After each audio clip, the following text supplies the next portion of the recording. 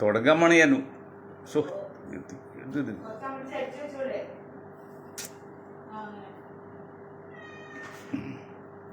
സമയത്ത്. ഹലോ, നമസ്കാരം. ഞാൻ മൊയ്തീൻ ഷാ വിഷനിലേക്ക് എല്ലാവർക്കും സ്വാഗതം. ബഹുമാന്യ, ഇതാദ്യമായിട്ട് നമ്മളെല്ലാവരും കുടുംബത്തിൽ വച്ച് ഒരു 9 മണിക്ക് ശേഷം 10 മണിക്കുള്ളിൽ ഒരു പ്രതിജ്ഞ ചെയ്തേ തീരൂ, നിർബന്ധമായിട്ട് ചെയ്യണം. ആ പ്രതിജ്ഞ ഞാൻ ചൊല്ലാം, അത് നിങ്ങൾ ഏറ്റ് ചൊല്ലണം. 9-നും 10-നും എടുക്ക്. എന്താ പ്രതിജ്ഞ അറിയോ? എൻ്റെ കുടുംബത്തിൽപ്പെട്ട ഞാൻ ഉൾപ്പെടെ ആരുടെയെങ്കിലും പേരിൽ ഒരു ലൈംഗിക അപവാദ പരാതി കേട്ടാൽ, അറിഞ്ഞാൽ, കണ്ടാൽ അതിൻ്റെ നിജസ്ഥിതി അറിയുന്നവരെ ഞങ്ങൾ ഒരു കാരണവശാലും ഞാൻ ഉൾപ്പെടെ എൻ്റെ കുടുംബത്തിൽ ആരെയും സംശയിക്കില്ല എന്നും അവർക്ക് യാതൊരു പോറലും ഏൽക്കില്ല എന്നും ഞാൻ ഇതിനാൽ കുടുംബസമേതം സത്യപ്രതിജ്ഞ ചെയ്യുന്നു, അല്ലെങ്കിൽ ഞാൻ ഇതിനാൽ പ്രതിജ്ഞ എടുക്കുന്നു. നമസ്കാരം, ജയ് ഹിന്ദ്.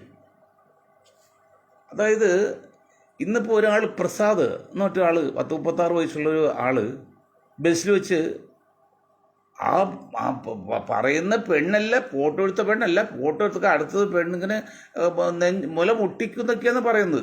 ഏതാണ്ട് ഇങ്ങനെയൊക്കെ തോന്നുന്നുണ്ട്. അതിന് പേരിൽ ഫോട്ടോ എടുത്ത് ഈ റിലീസ് ചെയ്തതിൻ്റെ പേരിൽ ആ ആൾ ആത്മഹത്യ ചെയ്തു. ഞങ്ങൾ വളരെ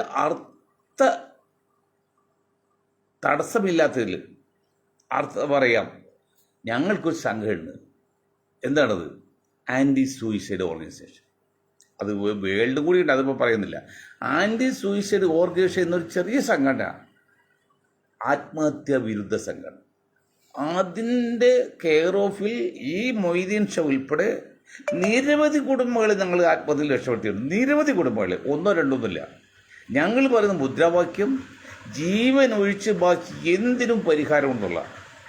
ഇപ്പം നിങ്ങളുടെ എൻ്റെ ജീവൻ പോയാൽ പിന്നെ ഒന്നും ചെയ്യാൻ പറ്റില്ല ഇന്നത്തെ കണ്ടീഷനിൽ. അത് നാളെ മാറി വന്നേക്കാം.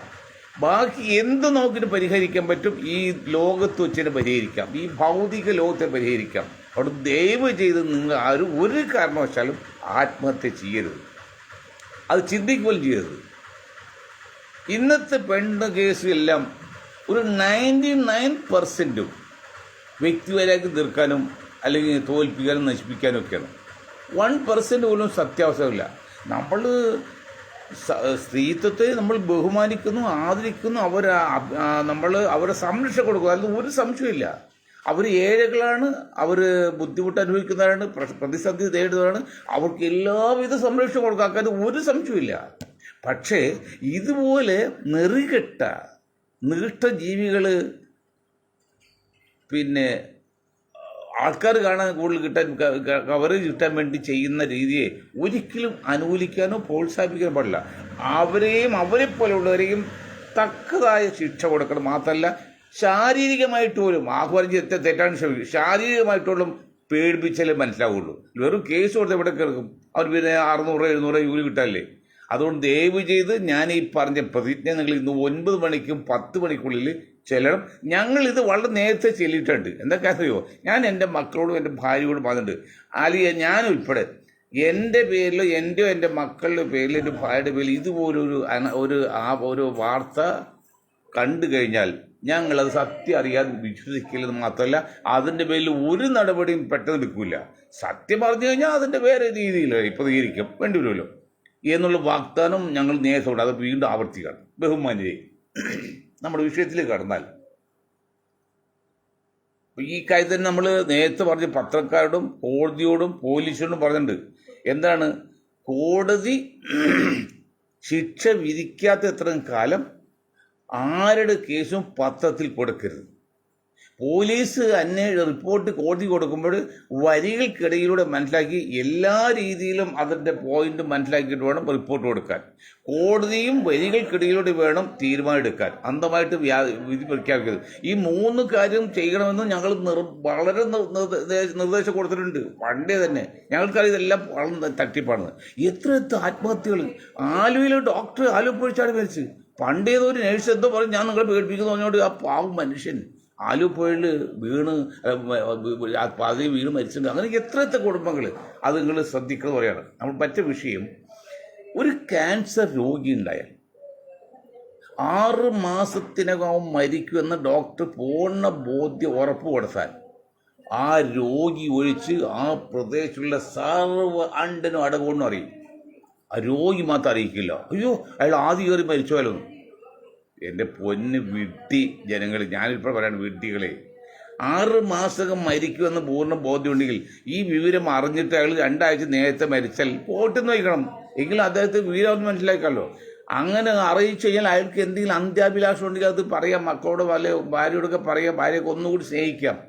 അതൊന്നുമില്ല. അവസാനം അയാൾ പോലും അറിയാതെ നമ്മുടെ വധശിക്ഷ ഉണ്ടല്ലോ, ആ കക്ഷി പോലും അറിയാതെ വെളുപ്പം കാലത്ത് മറിച്ചൊക്കെ ചെയ്യും പോലെ മരിച്ചു പോവാണ്. അത് വേണ്ട. ഞാനിത് പറയുന്നത് വലിയൊരു പോയിന്റാണ്. അതായത് ഇവിടുത്തെ ദേശീയ മാധ്യമങ്ങളും ദേശീയ രാഷ്ട്രീയ പാർട്ടികളുണ്ട്, നേതാക്കളൊക്കെ ഉണ്ട്. അവർ ഈ സംഘപരിവാറിൻ്റെ അല്ലെങ്കിൽ RSSന്റെ ഒക്കെ ഗൂഢലക്ഷ്യങ്ങളെക്കുറിച്ചും അവർ പ്രവർത്തനത്തെക്കുറിച്ചും മനസ്സിലായിട്ടും ഈ ദേശീയ ജാതികളുടെ രാഷ്ട്രീയ നേതാക്കൾ മിണ്ടുന്നില്ല. ഞാൻ എന്തിനാ പറയണം അതിനെക്കുറിച്ച്, അത് പറഞ്ഞാൽ അവരെ ശത്രുത എടുക്കണ്ടല്ലോ എന്നാണ്. നിങ്ങൾ ഒരു കാര്യം മനസ്സിലാക്കണം. ഇപ്പൊ സതീശൻജി ഉണ്ട്, പിന്നീട് രമേശ് ചെന്നിത്തലുണ്ട്. രമേശ് ചെന്നിത്തലയും സതീശൻജിയൊക്കെ മുഖ്യമന്ത്രി സ്ഥാനാർത്ഥിയാണ്, നിയുക്ത മുഖ്യമന്ത്രി എന്ന് പറയാം. അത് ഒരു പോയിന്റിൽ രമേശിന് വളരെ ക്ഷീണം പറ്റി. അതെന്താണ്, NSSനോട് പറയിപ്പിച്ച് താക്കോൽ സ്ഥാനം എൻ്റെ ആൾക്ക് വേണമെന്ന്, രമേശ് വേണമെന്ന് ഉമ്മൻചാണ്ടി പേടിച്ച് ആഭ്യന്തരം കൊടുത്ത് അതോടുകൂടി തീർന്നു. പുള്ളി NSSന്റെ മാത്രമല്ല സുഗമ എന്ന ഒരാളെന്ന് പബ്ലിക് മനസ്സിലായി. അങ്ങനെ ഒരാളുടെ ഒരാൾ എങ്ങനെ കോമൺ ആയിട്ട് ഇപ്പം കൊച്ചി മേയർ പറഞ്ഞ പോലെ ഞാൻ ലത്തീൻ കത്തോലിക്കൻ്റെ സഹായത്തിൽ കിട്ടിയാന്ന് പറയും പോലെ അത് ഇപ്പം വീണ്ടും ഒരു ആപത്ത് വന്നു. വെള്ളാപ്പള്ളി നടേശൻ ചോദിച്ചപ്പോൾ ഈ മനുഷ്യൻ അതേ വർഗീയവാദിയൊന്നുമില്ല. എൻ്റെ പൊന്ന് രമേശിനെ മിക്കവാറും അടുത്ത ആഴ്ച ഞാൻ രമേശിനെ കാണുന്നുണ്ട് പാർട്ടി ലെവലിൽ കാര്യത്തിന് വേണ്ടി. എങ്കിൽ ഇത് പറയാണ്, നിങ്ങൾ അതൊക്കെ ഒരു മൗനം വിദ്വാനും ഭൂഷൺ പോലെ ഒരു ചിരിയിൽ ഒതുക്കാൻ പോരുന്നോ? നിങ്ങളെന്താ ഈ സർട്ടിഫിക്കറ്റ് കൊടുക്കുന്നത്? പണ്ട് രാഷ്ട്രീയ ജനതാദളിൻ്റെ ഒരു പ്രസിഡന്റ് ആയത് കാലത്ത് അദ്ദേഹം രാജിവെച്ചിട്ട് നേരെ ലാലുവിനെ അയച്ച് പത്രത്തിൽ പ്രസ്ഥാനം കൊടുത്ത്. അപ്പോൾ അവർ ചോദിക്കുന്നത്, നിങ്ങൾ മാറിക്കോ, എന്തിനാ പത്രത്തിൽ പരസ്യം കൊടുത്തത്? അത് രേഖയായില്ലേ എന്നോടല്ലേ? നിങ്ങൾ എന്തിനാണ് വെള്ളപ്പള്ളി വർഗീയവാദി അല്ലെന്നുകൊണ്ട് ആണെന്ന് പറയണ്ട, ഒരു ചിരിയിൽ ഒതുക്കണം. അതൊരു ആപത്താണ്. നമ്മൾ വിഷയത്തിൽ കടന്നാൽ ഇപ്പോൾ നമ്മൾ എന്തായാലും ഞാൻ സൂചിപ്പിച്ചു, അതിന് ഒരുപടി ആൾക്കാർ അതിനെക്കുറിച്ച് പ്രതികരിച്ചിട്ടുണ്ട്. ആരും മോശമായിട്ടില്ല. ഒന്ന് തലശ്ശേരിയിൽ ബാലകൃഷ്ണൻ ഗോപാലകൃഷ്ണന്മാരുടെ ചരമദിനത്തോടനുബന്ധിച്ച് സംഘപരിവാർ നടത്തിയ ജാഥയിൽ CPMനാണ് പാർട്ടിയാണ് അവർ കുത്തിക്കൊന്നത്. അതിന് പ്രതിഷേധത്തിൽ അവർ മുദ്രാവാക്യം മുഴുവൻ മുസ്ലിങ്ങൾക്കെതിരെയായിരുന്നു. മുസ്ലിങ്ങൾക്ക് മാത്രം പരസ്യമായിട്ട് ആ മുദ്രാവാക്യം പരസ്യമായിട്ട് പറയാൻ എനിക്കും നാളാവും, ഞാൻ പറഞ്ഞില്ല. മറ്റൊന്ന് പൊന്നാനി നീളയുടെ തീരത്ത് ഒരു ചടങ്ങ് നടക്കുന്നു, മാമാങ്കം അല്ലെങ്കിൽ കുംഭമേള. അതൊക്കെ നടത്തിട്ട് അത് മുസ്ലിങ്ങൾ ആരും ചെയ്തിട്ടുണ്ടോ? മുസ്ലിങ്ങൾ ഏതെങ്കിലും സംഘടനയോ രാഷ്ട്രീയ പാർട്ടികളോ അല്ലെങ്കിൽ ഏതെങ്കിലും സാംസ്കാരിക വിങ്ങോ ആരും അതിനെക്കുറിച്ച് പ്രതികരിച്ചിട്ടില്ല, മാത്രമല്ല സപ്പോർട്ട് ചെയ്തുകൊണ്ടിരിക്കണം. എന്നിട്ടും കുറ്റം മുഴുവൻ മദ്രസ പോങ്ങന്മാർ വാപ്പന്മാരുണ്ട്, വാപ്പാക്ക് വെറുതെ വേണ്ടി വാന്നൊക്കെ പറയും വെല്ലുവിളി. ഇതല്ലേ ഫാസിസം?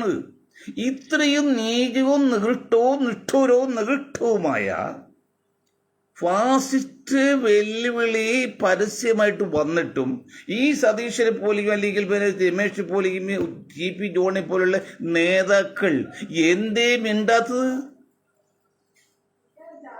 അതാണ് നിങ്ങൾക്ക് എങ്ങനെ വിശ്വസിക്കാൻ പറ്റും? പിന്നെ നിങ്ങൾക്ക് എങ്ങനെ വിശ്വസിച്ച് വോട്ട് ജയിപ്പിച്ച് മന്ത്രിമാരാക്കും? ഇതാണ് 40% അല്ലെങ്കിൽ 31 മുസ്ലിങ്ങൾ വരുന്ന അവർ 99% ചിന്തിക്കുന്നത്. CP ജോൺ ഒരു വാക്ക് പറഞ്ഞു, ഇത്രയും നികൃഷ്ടമായ പരിപാടി RSS പരസ്യമായിട്ട് ജാഥ നയിച്ച് 100 ആൾക്കാർ ജാഥ അയച്ചിട്ട് ഈ CP ജോണിനെ കുറിച്ച് നിങ്ങൾക്ക് പറഞ്ഞ് ശരിയായില്ല എന്ന് ജോൺ പറഞ്ഞോ? രമേശ് പറഞ്ഞോ? സതീശൻ പറഞ്ഞോ? കമ്മ്യൂണിസ്റ്റ് പാർട്ടി പോട്ടെ, കമ്മ്യൂണിസ്റ്റ് പാർട്ടി BJP സംഘം ഒന്നായി, ഇനി ഒന്നാകാനല്ല. ഈ അടുത്ത അസംബ്ലി ഇലക്ഷനോടി അവർ ഒന്നാകാൻ തീരുമാനമെടുത്ത് അതിൽ 60% വരുന്ന ഹിന്ദുക്കളും 40% വരുന്ന മുസ്ലിങ്ങളും ആസാമിലെ പോലെ കളിച്ച് മുസ്ലിങ്ങളെ കംപ്ലീറ്റ് ഒഴിവാക്കി ഹിന്ദുക്കളെ കൂടെ ക്രിസ്ത്യാനി കൂടി മേൻപൊടിക്ക് ചേർത്തിട്ട് ഭരണം കൊണ്ടുപോകാൻ എന്ന് തീരുമാനിച്ചു കഴിഞ്ഞു. അത് ഇന്നല്ല, 10 വർഷം മുമ്പ് ട്രിവാൻഡ്രത്ത് മസ്കറ്റ് ഒളിച്ച് അടിച്ചിട്ട മുറിയിൽ സംസാരിച്ച് സംഘം പരിവാറും പിണറായിയും തീരുമാനിച്ച കാര്യമാണത്. ഇന്നും തന്നെ തുടങ്ങിയതല്ല. ഇതൊന്നും ഇവിടുത്തെ കോൺഗ്രസ്സുകാർക്കും അല്ലെങ്കിൽ ലീഗർക്കും മനസ്സിലായിട്ട് വരും. ഇത്രയും ധൈര്യമായിട്ട് പിണറായിക്ക് പറയണമെങ്കിൽ അവർക്ക് ശക്തമായി ഉറപ്പിട്ടുണ്ട് എനി കോസ്റ്റ്, ഏത് നിലക്കാൻ നിങ്ങൾ അധികാരത്തിൽ കയറ്റിക്കൊള്ളാമെന്ന്. അതിന് ഒരേപോലെ തടസ്സം നിൽക്കുന്ന ഒന്ന് രണ്ട് പോയിന്റ്സ് ഉണ്ട്. അത് ഇലക്ഷനിലെ പാറ്റേൺ ആണ്, വോട്ടിംഗ് പാറ്റേൺ എന്ന് പറയും. ആ വോട്ടിംഗ് പാറ്റേൺ എന്താണ്? സതീശൻജി, പിന്നെ വെള്ളാപ്പള്ളിജി, നീർക്കോടിജി, മറ്റേ രമേശ് ചിന്തിക്കണം. ഞാൻ പറഞ്ഞുതരാം, ഒരിക്കൽ കൂടി പറയാം. ഇവിടെ ജനസംഖ്യ വെച്ച് നോക്കിയാൽ 9% ലാസ്റ്റ് ജനസംഖ്യ നായരുള്ളത്. 9%, ലെസ് ദാൻ 10% ആണ്. 10 - 1 = 9%. ഈ 9% എന്നിട്ട് ഇപ്പോൾ തന്നെ സതീശൻ്റെ അല്ലെങ്കിൽ രമേശിൻ്റെ നായർ വിഭാഗം, ഇപ്പോൾ NSS വന്ന നായർ വിഭാഗം. ആ NSS തന്നെ 1/3 നായന്മാർ ആരാണ് NSSലും ആകെ നായന്മാരിൽ 1/3 പോലും NSS ഇല്ല, മെമ്പർഷിപ്പ് ഇല്ല, NSS ഇല്ല.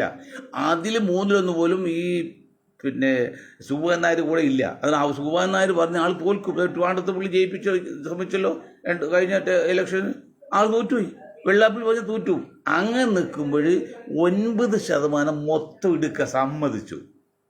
9% ശ്രദ്ധിച്ച് കേൾക്കണം. ഇത് വെള്ളാപ്പള്ളി നടേശനും കേൾക്കണം, ഈ പിന്നെ NSSൻ്റെ ആളും കേൾക്കണം, സതീശനും രമേശും ഒക്കെ മനസ്സിലാക്കണം, CP ജോണും മനസ്സിലാക്കണം. വോട്ടിംഗ് പാറ്റേൺ നിങ്ങൾക്ക് വലിയ രാഷ്ട്രീയക്കാർക്കറിയാം, ഇതിനേക്കാൾ വലിയ എല്ലാം നിങ്ങൾക്ക് വരുള്ളൂ. എങ്കിൽ ഇതൊന്ന് സ്റ്റഡി ചെയ്യണം നിങ്ങൾ. അതിന് പറയാണ് 9%-ൽ 50% കഴിഞ്ഞ പാർലമെന്റ് അല്ലെങ്കിൽ അസംബ്ലി ഇലക്ഷൻ വരെ, പാർലമെന്റ് ഇലക്ഷൻ വരെ BJPക്ക് വോട്ട് ചെയ്തതാണ് നായർ വിഭാഗത്തിൽ. സംഘ് പരിവാറിൻ്റെ മെയിൻ കേന്ദ്രം നായർ വിഭാഗം. മറ്റൊരു സമുദായത്തിൽ അത്ര ഇല്ല. അപ്പോൾ 9% വരുന്ന നായർ വിഭാഗത്തിൽ 50% വോട്ടും സംഘ് പരിവാർ ചെയ്യും. ബാക്കിയുള്ള 50%മാണ് കമ്മ്യൂണിസ്റ്റ് പാർട്ടിയും കോൺഗ്രസും വിഭജിച്ചു പോയത്. മനസ്സിലാക്കണം. അത് കഴിഞ്ഞ പാർലമെന്റ് ഇലക്ഷൻ വരെ. അതിനുശേഷം ഏതാണ്ട് ഒരു 10-20% കൂടി 70% വോട്ടും സംഘ് പരിവാർ ചെയ്യാൻ മറ്റേ നമ്മുടെ NSS നേതാവ് ഉൾപ്പെടെ തീരുമാനിച്ചതിലേക്ക് 70% വോട്ടും സംഘ് പരിവാറിന് പോകും. ഇപ്പോൾ സംഘ് പരിവാർ LDP ഒന്നായതൊരു പേടിക്കാനില്ലല്ലോ. അതിന് വോട്ട് നയമുണ്ട്, ഞാൻ പറഞ്ഞുതരാം, പിന്നെ പറയാം. അങ്ങനെ വരുമ്പോൾ 9%-ന് 70% 63 6.3% ആണ്. ഇനി 6.3% ആണ്. ബാക്കിയുള്ളത് 6.3 പോയാൽ 3.4% ആണ്. 3.4% രണ്ടാക്കി കമ്മ്യൂണിസ്റ്റ് പാർട്ടിക്കും കോൺഗ്രസും തുല്യമായിട്ട് പോയാൽ എത്ര കിട്ടും? 1.25% കിട്ടുള്ളൂ. എന്ന് പറഞ്ഞാൽ 100 വോട്ടർമാർ വരുന്ന അസംബ്ലി തെരഞ്ഞെടുപ്പിൽ വോട്ട് ചെയ്യുമ്പോൾ 1 വോട്ടാണ് നായർ വിഭാഗത്തിൽ നിന്ന് UDF കിട്ടുന്നത്. ഇതിനകത്ത് തന്നെയാണ് LDF കിട്ടുന്നത്. അപ്പോൾ 100 വോട്ടർമാർ എന്ന് വോട്ട് ചെയ്യുമ്പോൾ 1 വോട്ടാണ് നായർ വോട്ട് UDF കിട്ടുന്നതെങ്കിൽ നിങ്ങൾക്കറിയാലോ അവരുടെ വോട്ടിംഗ് കപ്പാസിറ്റി, അതിൻ്റെ പാറ്റേൺ, അതിൻ്റെ എത്രയുണ്ടെന്ന്. അങ്ങനെയുള്ളവരാണ് 6 പേര് മുഖ്യമന്ത്രിയാണ് ശ്രമിക്കുക. അതൊക്കെ നമ്മൾ പറഞ്ഞിട്ടുണ്ട്. ആയിക്കോട്ടെ, നമുക്ക് പരാതിയൊന്നുമില്ല. അപ്പോൾ വോട്ടിംഗ് പാറ്റേൺ നോക്കണം. രമേശ് നിങ്ങൾ ശ്രദ്ധിക്കണം, സതീഷ് ശ്രദ്ധിക്കണം. സതീഷ് ഏതാണ്ട് മനസ്സിലായിട്ടുണ്ട്. ഇപ്പോൾ സതീഷ് അക്കാര്യത്തിലും മിടുക്കരാം. രമേശിലും മണ്ടനല്ല. രമേശ് പാവാണ്, മണ്ടനുമാണ്. സതീഷ് അങ്ങനെ പിണറായി പോലെ വക്രബുദ്ധി അങ്ങനെ നിസ്സാരക്കാരൊന്നും തോൽപ്പിയും പറ്റുന്ന അയാൾക്ക് അടിയൊഴുക്കുള്ളതാണ്. അതാണ് ഇപ്പോഴത്തെ സ്റ്റാൻഡ് ക്ലിയറാണ്. അപ്പം അങ്ങനെയാണ് വരുന്നത്. ഇനി SNDP അല്ലെങ്കിൽ ഈഴവരെ എടുക്കാം. 23% ലേറ്റസ്റ്റ്. ഏറ്റവും വലിയ സമുദായം ഈഴവരാണെന്നൊക്കെ ഇവിടെ പലരും പറയുന്നത്. അതൊക്കെ ഭംഗി എന്തിനാണ് പറയുന്നത്. സാധാരണ ഈ 23%. അതിൽ 80% വോട്ടും കഴിഞ്ഞ പാർലമെന്റ് ഇലക്ഷൻ വരെ LDF ഇതാണ്.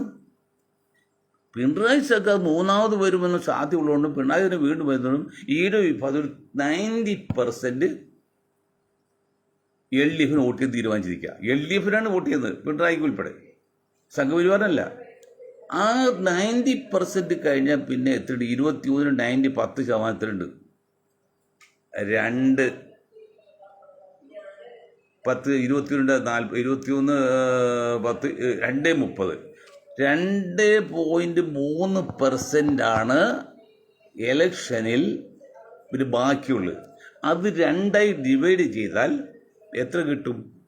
1.15 ആണ്. അപ്പോൾ അതിൽ 1%.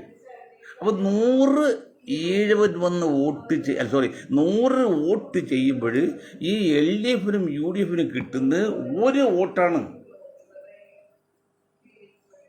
ഏത്? BJPക്കും കോൺഗ്രസും. LDF പറയാണ്, LDF അല്ല, കോൺഗ്രസും BJP കിട്ടും 1 വോട്ടാണ്. ബാക്കിയുള്ള വോട്ട് മുഴുവൻ LDFനാണ് പോകുന്നത്. അതേ സമയത്ത് 9% ഉണ്ടായി 1 വോട്ട് മാത്രം LDF ചെയ്ത നായർ വിഭാഗത്തിന് 10-11 മന്ത്രിമാരുന്ന്. ഡെപ്യൂട്ടി സ്പീക്കർ ഉൾപ്പെടെ 11 മന്ത്രിമാർ. 12 പറഞ്ഞേ, 11 കൂടുണ്ട്. ആകെ 20 ഉള്ളൂ. എന്നിട്ട് വെള്ളാപ്പള്ളിക്ക് വല്ല പരാതി ഉണ്ടോ? വെള്ളാപ്പള്ളി തല്ലുകൊള്ളാനായിട്ടല്ല ഈ മുഷികൾ പുറത്തേക്ക് കയറുന്നത്, ലീഗിന് ചാരി മുഷികൾ പുറത്തേക്ക് കയറുന്നത്. അല്ലെങ്കിൽ നിങ്ങൾ എന്താണ്, നിങ്ങൾ 30 വർഷം SNDP സെക്രട്ടറി ചെയ്തിട്ട് ഈ സമുദായത്തെ എന്തുണ്ടാക്കി കൊടുത്ത്? ബാധ്യത ഉണ്ടാക്കി കൊടുക്കാല്ലാതെ. എത്ര കേസ് നിങ്ങളുടെ പേരിൽ, എത്ര കേസ് ഫയൽ ചെയ്ത് തീരുമാനം എടുത്തിരിക്കുന്നത്? അതെല്ലാം ഒഴിവാക്കാൻ വേണ്ടി വെള്ളാപ്പള്ളി അപ്പുറത്ത് മോഡിയും കൂട്ടുപിടിക്കുന്നത്. അത് നിങ്ങൾ കൂട്ടുപിടിച്ചാൽ നിങ്ങൾ രക്ഷപ്പെട്ടാൽ അതും കുഴപ്പമില്ല. പക്ഷെ പാവം സമുദായത്തെ പുറത്തേക്ക് കയറി നിങ്ങൾ രക്ഷപ്പെടാമെന്ന് മേയാന്ന് വിചാരിക്കണ്ട. മുസ്ലിം ലീഗൊക്കെ നിങ്ങൾ പറയാൻ കേട്ടെ, മുസ്ലിം ലീഗ് സമുദായത്തെ പുറത്തേക്ക്, മുസ്ലിം രാഷ്ട്രീയ പാർട്ടിയാണ് മുസ്ലിം ലീഗ്. അവിടെ നിങ്ങൾ പറഞ്ഞാൽ അത് പ്രശ്നമല്ല. സമുദായത്തെ വെല്ലേക്ക് ഞഞ്ഞാമ്പ് ചോർന്ന് വരരുത്, ഒന്നല്ല അപകടമാണ്. അപ്പോൾ വോട്ടിംഗ് പാറ്റേൺ പറഞ്ഞാൽ ഇതറിയാലോ. വെള്ളാപ്പള്ളി ഇപ്പം നായരായിട്ട് യോജിക്കാൻ വേണം. വെള്ളാപ്പള്ളി പാർട്ടിക്ക് ആ സമുദായത്തിനും LDFിൽ വല്ല സ്ഥാനമുണ്ടോ? ചെറുപ്പക്കാർ ആരെങ്കിലും പോയിണ്ടോ? സമരം ചെയ്യാനും പോസ്റ്റ് ഒട്ടിക്കാനും LDFന് ആൾക്കാർ വേണം. അത് കഴിഞ്ഞാൽ ജോലിക്ക് ആരുമില്ല, ഉന്നത സ്ഥാനത്ത് ആരുമില്ല. ഇത് വെള്ളാപ്പള്ളി പറയണ്ടോ? വെള്ളാപ്പള്ളി 30 വർഷം കയറിയ ശേഷം ഈ സമുദായത്തെ എന്തെങ്കിലും ഉദ്ദേശിച്ചിട്ടുണ്ടോ? താഴത്തൊക്കെ പോയല്ലാതെ. സംഘടന ഓഫീസ് ജപ്തിയിലാണെന്ന് അത് വാർത്തവന്നല്ലോ. പിണറായി സഖാവ് ഒന്ന് കണ്ണടിച്ചിൻ്റെ പേരിലാണ് അത് അന്വേഷണം വെച്ച പോലീസ് ഓഫീസറെ ശബരിമല കേസ് അന്വേഷിക്കാൻ വിട്ട പേരിലേക്കാണ് അത് പെരിൽ നിൽക്കുന്നത്. അല്ലെങ്കിൽ കോടതി ഇടപെട്ടിരിക്കണം, അതൊക്കെ നിൽക്കുന്നു. ഇനി ബാക്കിയുള്ളവരും പറയാം. പിന്നെയുള്ള ദളിത് വിഭാഗം. ദളിത് വിഭാഗം 8 1 10 ഉള്ളൂ. 12 10 + 2 12 ഉണ്ടായതാണ്. അപ്പോൾ 1.5% ആദിവാസികളും ട്രൈബും പിന്നെ 8% ദളിതുകളും ഷെഡ്യൂൾ കാസ്റ്റ്. ഇനി 10% 60% LDF തന്നെയാണ് വോട്ട് ചെയ്യുന്നത്. ബാക്കി 40%. 2% വച്ചാൽ കിട്ടുന്നത്. അപ്പോൾ ഏതാണ്ട് 100 വോട്ടർമാർ വന്ന് വോട്ട് ചെയ്യുമ്പോൾ 2% അല്ലെങ്കിൽ ഒരു 3 വോട്ട് കോൺഗ്രസിനും 1 വോട്ട് BJPക്കാണ്. എല്ലാവരും BJP ഒന്നുമല്ല, അങ്ങനെ വരുന്നത്. പിന്നെയുള്ള ഈ ധീവരം പോലുള്ള സമരമാണ്. അവർ 3% ഉണ്ടെങ്കിൽ 3 തുല്യമായിട്ട് ഓരോ വോട്ടിലും 3 വേണ്ടിക്ക് കിട്ടും. പിന്നെ മെയിൻ ഒരു വിഭാഗമുണ്ട് ക്രിസ്ത്യൻ. അത് 18% 15 ഉള്ളൂ. അല്ല 5% കൺവേർട്ട് ക്രിസ്ത്യനാണ്. അവർ ക്രിസ്ത്യാനിയല്ല. ദളിതല്ലാത്തിൽ തൃശ്ശങ്ക് സ്വർഗം പോലെ പോയി. പൂത്താങ്കിരി പറക്കാൻ പഠിച്ചോലേ, പറക്കാനും പഠിച്ചില്ല, നടക്കാൻ മറന്നു പോയാൽ ബാക്കിൽ നടക്കുന്നത് എന്ന് പറഞ്ഞ പോലെയാണ്. അതിൽ 10% ഉണ്ട്.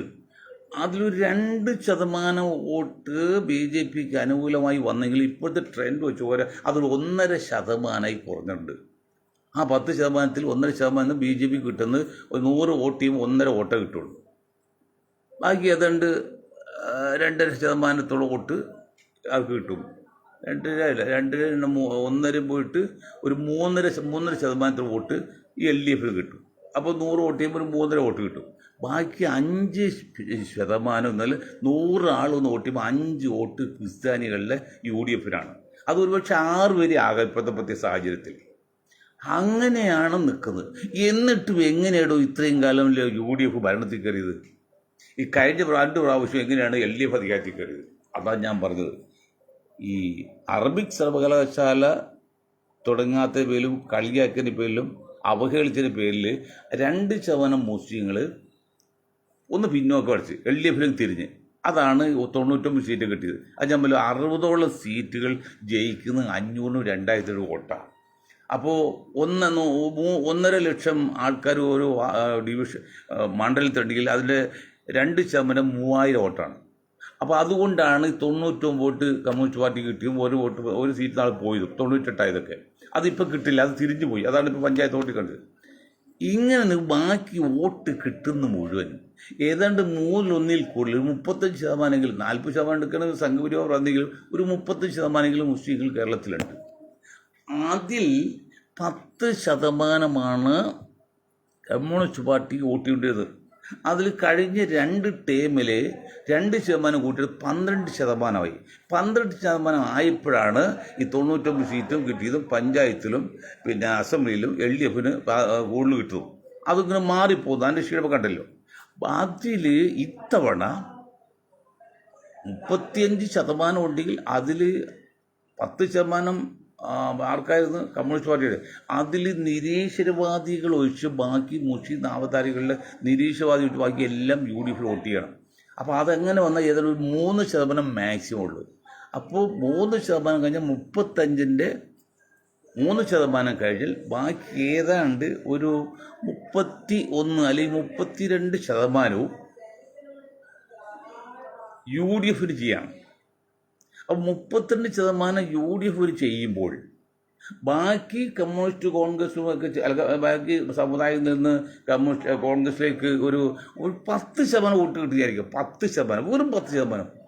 നിങ്ങൾ ഒരു 60%, 10% കിട്ടിയാൽ ഈ 33 43% വോട്ട് കിട്ടിയാൽ BJPയും കമ്മ്യൂണിസ്റ്റും തിരിച്ചെടുക്കുമ്പോൾ പിന്നെ ഏകപക്ഷമായിട്ട് UDF അധികാരത്തിൽ വരാം. ഇല്ലെങ്കിൽ UDF അധികാരത്തിൽ കയറ്റാനുള്ള ഒരു സംവിധാനം ഞങ്ങളുണ്ടാകും. ഞങ്ങളിതൊന്നും ഞാൻ മൊയ്തീൻ ഷാ അല്ല, അത് ചില ഇവിടുത്തെ പ്രത്യേക ഒരു വിങ്, ആ വിങ്ങിൻ്റെ തീരുമാനം ഇതാണ്. അതുകൊണ്ട് UDF അധികാരത്തിൽ കയറി വന്ന കാര്യത്തിൽ യാതൊരു സംശയം വേണ്ട. പക്ഷേ അതിൻ്റെ പേരിൽ നമ്മൾ അഹങ്കരിക്കുന്നത് അപകടമാണ്. ഇവിടെ ഇപ്പോൾ വെള്ളാപ്പള്ളിയും നടേശനും യോജിച്ചു തേക്ക് നല്ല തെറ്റെന്താ ഒരു തെറ്റുമില്ല. അത് നമുക്കൊരു പരാതിയില്ല. നായാടി മുതൽ നമ്പൂരി വരും പറഞ്ഞ വെള്ളാപ്പള്ളി കളിച്ചു, 2 ടീം കളിച്ചു, ഒരു രക്ഷയില്ല. പിന്നെ ഇപ്പം നായർ മുതൽ നസ്രാണി വരെ 2 നായിൽ തുടങ്ങാൻ പ്രത്യേകതാണല്ലോ. നായർ മുതൽ നസ്രാണി, അല്ലെങ്കിൽ നായാടി മുതൽ നസ്രാണി വരെ മാറ്റി നായർ മുതൽ നസ്രാണി വരെ. അപ്പോൾ നായാടി പേരൊക്കെ വിട്ടുകളഞ്ഞു. അത് വലിയ വെച്ചാൽ ആകെ 1% ഉള്ളൂ നായാടിയൊക്കെ. അത് വലിയ വില പോകില്ല, അത് മനസ്സിലാക്കി ആരോ ഉപദേശിച്ചു കൊടുത്തു വെള്ളാപ്പള്ളി. അത് പ്രാസപ്പിക്കാൻ നല്ലതാണ്. നായർ തന്നെയാണ്, നായർ മൂലം നസ്രാണി ഒക്കെ നല്ല ഐഡിയ ആണ്. അതായത് നെഹ്റു ഇന്ത്യയുടെ പറഞ്ഞ പോലെയാണ്, അല്ല ഐഡിയസ് ഗുഡ് ബട്ട് ലെഗിസ് മൈൻഡ് എന്ന് പറഞ്ഞ പോലെ നല്ല ഐഡിയ ആണ്. പക്ഷേ എന്തുവാ സക്സസ് ആകുന്ന ഇലക്ഷൻ പറയാം. അതുകൊണ്ട് അന്ധമായ ഉമ്മാക്കി കാണിച്ച് 3-1 കൂടുതൽ വരുന്ന മുസ്ലിം സമുദായത്തെ മുസ്ലിം ലീഗ് പേരിൽ നിങ്ങൾ ചെളിവാരി അറിഞ്ഞാൽ അത് കാത്തിരിക്കാനുള്ള അത്ര വലിയ വിശാല മനസ്സൊന്നും ഇപ്പോൾ ഈ ഞങ്ങളുടെ സമുദായത്തിൽ ഇല്ല. മാന്യമാണ്, വളരെ സൗഹാർദ്ദമാണ്, യാതൊരു സംശയമില്ല. പക്ഷെ ഇങ്ങോട്ട് വന്ന് കയറിയാൽ അത് ചില മുസ്ലിങ്ങൾ 2 വിഭാഗങ്ങൾ. ഒന്നിൽ തീവ്രവാദി പോയി, തെറ്റിപ്പോയി. മറ്റൊന്ന് ഷണ്ണനായി പോയി, മിണ്ടാതെ. അതല്ല, ഷണ്ണനുമല്ല, എന്നാൽ തീവ്രവാദി അല്ലാത്തൊരു മധ്യവർത്തിയുണ്ട്. അവർ ആവശ്യം പ്രതികരിക്കുകയും ചെയ്യും, എന്നാൽ സമാധാന പ്രിയരുണ്ട്. അങ്ങനെയുള്ള ഒരു സമൂഹത്തെയാണ് ഞങ്ങൾ വാർത്തെടുത്ത് കഴിഞ്ഞ 60 വർഷം കൊണ്ട്. ഈ ഞങ്ങൾക്ക് അഭിമാനത്തോട് പറയണോ, ഞാൻ പഞ്ചായത്ത് മെമ്പർ പോയില്ല, കഴിഞ്ഞ 60 വർഷം രാഷ്ട്രീയ രംഗത്ത് പ്രവർത്തിച്ചത് ഈ ഒറ്റ കാര്യത്തിന് വേണ്ടിയാണ്. എന്താണ്? ഈ സമുദായത്തെ മാന്യന്മാരായി നിർത്തി പബ്ലിക്കിന് മുമ്പിൽ തലയുത്തി നിൽക്കാൻ പറ്റുന്ന കേപ്പബിളായ ഒരു സമൂഹമാക്കി മാറ്റിയെടുക്കുക, വാർത്തെടുക്കുന്ന ഒരു അശ്രാന്ത പരിശ്രമത്തിൻ്റെ പരിണിത ഫലമാണ്, ലാസ്റ്റ് ലക്ഷ്യമാണ് ഇപ്പോൾ ഈ ഇലക്ഷൻ കാണാൻ പോകുന്നത്. നിങ്ങൾ വെള്ളാപ്പള്ളിയും സുകുമാരൻ എത്ര കളിവിടി കളിച്ചോ, ധൈര്യമായിട്ട് കളി കളിച്ചോ, അല്ലെങ്കിൽ പിട്ടായി സംഘം നിങ്ങളുടെ ഭരണവും കേന്ദ്ര ഭരണവും എത്ര കളി കളിച്ചോ. വോട്ടിൽ തട്ടിപ്പ് നടത്തിയില്ലെങ്കിൽ, വോട്ടിൽ തട്ടിപ്പ് എത്ര നടന്നാൽ അപ്പോഴത്തും പറയല്ല, അത് വേറെ കാര്യം. ഇല്ലെങ്കിൽ UDFന് അധികാരത്തിൽ കയറ്റുമെന്ന കാര്യത്തിൽ യാതൊരു സംശയമില്ല. അത് മുസ്ലിം ലീഗിന് അധികാരം കിട്ടാൻ വേണ്ടിയോ അല്ലെങ്കിൽ മുസ്ലിങ്ങൾക്ക് അധികാരം കിട്ടാൻ വേണ്ടിയൊന്നുമല്ല. ഇവിടെ സംഘപരിവാർ എന്ന് പറയുന്ന ഫാസിസത്തെ പെട്ടെന്ന് കയറയച്ചു വിടാൻ പറ്റില്ല. ഒരു നിയന്ത്രണം നിൽക്കട്ടെ, അതുകൊണ്ട് മാത്രമാണ്. അല്ല അവർ വല്ലാതൊന്നും നമ്മൾ പറയുന്നില്ല. അതിൻ്റെ കളിയിൽ മുന്നോട്ട് പോകുമ്പോഴും സതീശനും പിന്നെ രമേശൊക്കെ കുറച്ചുകൂടി തന്മയത്വമായിട്ടും മാന്യമായിട്ടും തന്ത്രപരമായിട്ടും നിങ്ങൾ എന്താണ് പിന്നെ മൗനം വിദ്വാനും ഭൂഷൺ പോലെ വെള്ളാപ്പള്ളിയുടെ കാര്യം പത്രക്കാർ ചോദിച്ചാൽ നിങ്ങൾ ചിരിയിൽ ഒതുക്കിയാൽ പോരെയെന്നോ? എന്താണ് വെള്ളാപ്പള്ളിക്ക് സർട്ടിഫിക്കറ്റ് കൊടുത്ത് നിങ്ങൾ ചോടായില്ലത്? ഇപ്പൊ വീണ്ടും സതീശനിലേക്ക് പന്ത് ഉണ്ടല്ലേ? ഇപ്പൊ സതീശനെ കോട്ടിൽ പന്ത് വന്നില്ലടോ രമേഷ് ജി. ഞാൻ അടുത്ത ആഴ്ച ജീവിച്ചിരിക്കാണ് രമേശ് കാണാൻ വരുന്നുണ്ട് കാര്യത്തോണ്ടി. ആ രമേശോട് പറയണം, കേൾക്കുന്ന ആയതുകൊണ്ട് അദ്ദേഹം പറയണം. ഇപ്പൊ പന്ത് വീട് നിങ്ങൾ സതീഷിലേക്ക് കൊടുത്ത് വല്ല കാര്യമുണ്ടോ? നിങ്ങൾ വെള്ളാപ്പള്ളി ചോദിച്ചാൽ നിങ്ങൾ എന്താ പറയട്ടത്? അതൊരു ചിരിയില്ല. അത് പിന്നെ പറയാം ചിരിയിൽ അങ്ങനെ എത്ര രാഷ്ട്രീയക്കാരുണ്ട്. നിങ്ങൾ കർണാടക കണ്ടു, കാരണം ഒരു കണ്ണടിച്ച് കാണിക്കണ്ടല്ലേ? പുള്ളിക്ക് ഉത്തരം പറയാതെ പുള്ളി കണ്ടടിക്കും. പിന്നെ ഉമ്മൻചാണ്ടി ഇങ്ങനെ ചോദിക്കും. പുള്ളി വിക്കറായിട്ടൊന്നുമില്ല, അത് മാറ്റിയിടുക സമയമാണ്. അതുപോലെ നിങ്ങൾ തന്നെ കാണിക്കണ്ടേ? നിങ്ങൾ കാണിച്ചിട്ട് രണ്ട് വലിയ മണ്ടത്തരം. ഒന്ന്, മുഖ്യമന്ത്രി എന്ന് പറഞ്ഞാൽ ജനങ്ങളുടെ ആളാണ്. ഒരിക്കലും വെള്ളാപ്പള്ളി നടേശനോട് മുഖ്യമന്ത്രി ആകാൻ വേണ്ടി പിണറായി പറയിപ്പിച്ചിട്ടില്ല. നിങ്ങൾ പറയിപ്പിച്ചു. ആരെ കൊണ്ട്? സുകുമാരൻ നായരെ കൊണ്ട്. അതോട് നിങ്ങൾ മൈനസ് ആയില്ലേ? നിങ്ങൾ നോട്ട് ചെയ്തില്ലേ? ഇപ്പൊ രണ്ടാമത് വെള്ളാപ്പള്ളിയുടെ സപ്പോർട്ട് ഉണ്ടെന്ന് പറഞ്ഞിട്ട് വെള്ളാപ്പള്ളി സതീഷിനേക്കാൾ സപ്പോർട്ട് ചെയ്ത് രമേശ് ആയതുകൊണ്ട് അത് പുള്ളി വർഗീയവാദിയൊന്നുമില്ല പറഞ്ഞു. അത് രണ്ടും നിങ്ങളെ സംബന്ധിച്ച് ആഴത്തിൽ ഊന്നിയ ഒരു വലിയ വേരാണത്, നശീകരണ വേര്. ഇപ്പൊ വീണ്ടും മനസ്സിലായി. ഇപ്പൊ വീണ്ടും ഈ രമേശിന്റെ ഗ്രൂപ്പായാലും കേൾക്കണി പറഞ്ഞോളൂ. ഇപ്പൊ വീണ്ടും പന്ത് ആരുടെ കോട്ടിലെത്തി? സതീശന് കൊടുക്കുക. സതീശ പണ്ട് സംഘപരിവാറിന് ശാഖയിലോ അതായത് ഉദ്ഘാടനത്തിൽ പോയി എന്നൊക്കെ പറഞ്ഞ് പരാതിയൊക്കെ ഉണ്ട്. അത് കഴിഞ്ഞ കാര്യം, എല്ലാം അതിന് വയ്ക്കാൻ പറ്റുമോ? കഴിഞ്ഞായിട്ട് പണ്ട് ഞാൻ അമ്മയുടെ മുല കുടിച്ചിട്ടുണ്ട്, പണ്ട് ഞാൻ കിടന്ന് മുള്ളിയിട്ടുണ്ട് എന്ന് പറഞ്ഞാൽ അതൊക്കെ 3 വയസ്സുള്ളപ്പോഴാണ് മുല കുടിക്കുക. അമ്മയുടെ മുല ചിരിക്കില്ലേ? അവർ ഇന്ന് അത് കുറ്റമായിട്ട് കാണാൻ പറ്റുമോ? അത് പണ്ടങ്ങനെ പോയിട്ടായിരിക്കാം. അതൊന്നും ഇപ്പൊ പറഞ്ഞിട്ട് കാലം. ഇപ്പൊ ലൈവ് എങ്ങനെയാണ്? ലൈവില് സതീശന്റെ ആറ്റിറ്റ്യൂഡ് ക്ലിയറാണ്. അതേപോലെ അദ്ദേഹം വിളിക്കാണ്, നിസ്സാരക്കാരനല്ല, രാഷ്ട്രീയമായിട്ട് അറിയാം. പക്ഷെ രമേശ് അല്ലേ, പാവാണ്. സങ്കടം തോന്നാണത്. അപ്പം ഇങ്ങനെയൊക്കെ ആയതുകൊണ്ട് വെള്ളാപ്പള്ളിയും പിന്നെ സുകുമാരൻ നായർ എത്ര യോജിച്ചാലും ഒരു കുഴപ്പമില്ല.